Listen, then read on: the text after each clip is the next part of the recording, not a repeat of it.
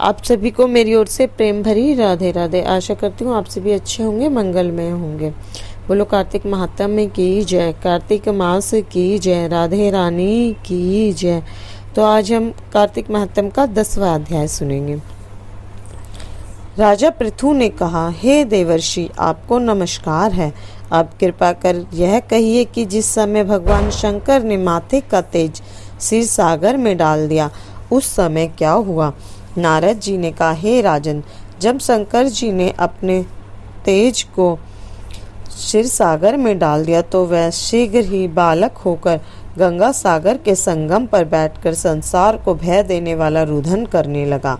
उसके रुदन से समस्त संसार व्याकुल हो उठा। लोकपालों के मन में भी व्याकुलता हुई।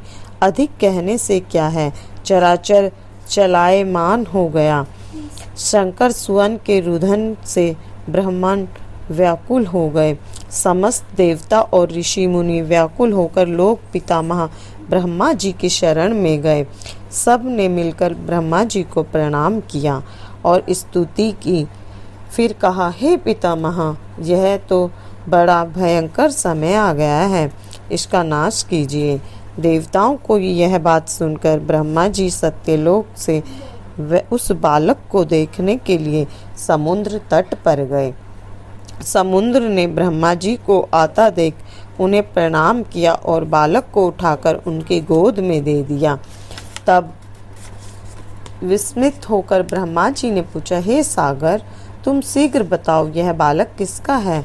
तब समुद्र ने कहा, हे प्रभु, ये तो मैं नहीं जानता, किंतु मुझे इतना अवश्य ज्ञात है कि यह गंगा सागर के संगम पर प्रकट हुआ है। अतः आप इस बालक का जाति कर्म और संस्कार आदि कीजिए, इसका जात फल बताए। नारद जी कहते हैं कि इधर तो सागर ब्रह्मा जी से ऐसा कह रहे थे कि उधर सागर पुत्र भी ब्रह्मा जी के गले में हाथ डालकर बार बार उनका आकर्षण कर रहा था। तब तो उसने ब्रह्मा जी का दाढ़ी इतनी जोर से पकड़ी कि वह पीड़ित हो नेत्रों से आंसू बहाने लगे। किसी प्रकार उन्होंने अपनी दोनों हाथों से जोर लगाकर दाढ़ी छुड़ाई और सागर से कहा, सुनो, मैं तुम्हारे पुत्र का जातक फल कहता हूँ।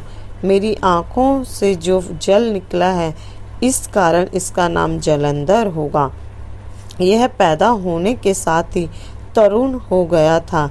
इससे यह सब शास्त्रों का परिणाम महापराक्रमी, महावीर, जवान और रण दुर्गम तथा सभी दैत्यों का परमगत और भगवान विष्णु को जीतने वाला होगा।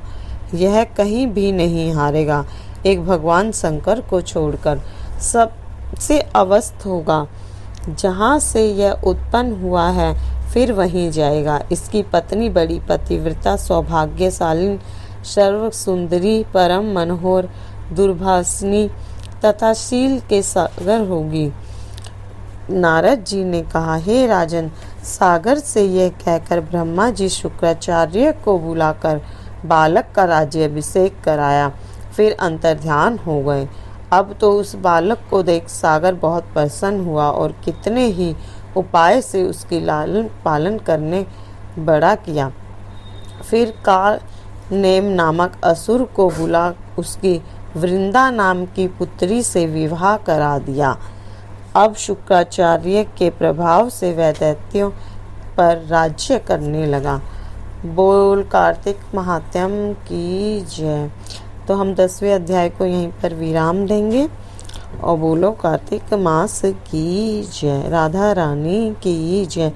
यदि आपको मेरे द्वारा कहे हुए ये कथा और अध्याय अच्छे लग रहे हैं तो कृपया मेरे चैनल को लाइक करें, शेयर करें एंड सब्सक्राइब करें। राधे राधे।